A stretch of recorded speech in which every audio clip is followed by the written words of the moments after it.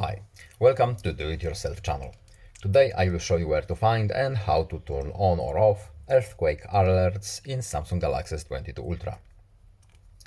To find this option, we have to go to settings first, then we're looking for safety options. Yes, safety and emergency options are right here. And here we have our earthquake alerts.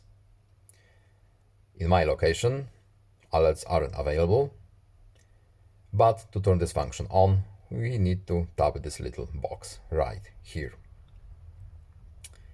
And now our earthquake alerts are on.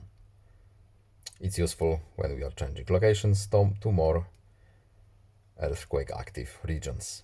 That's all. I hope this video was helpful to you. Please leave a like and subscribe.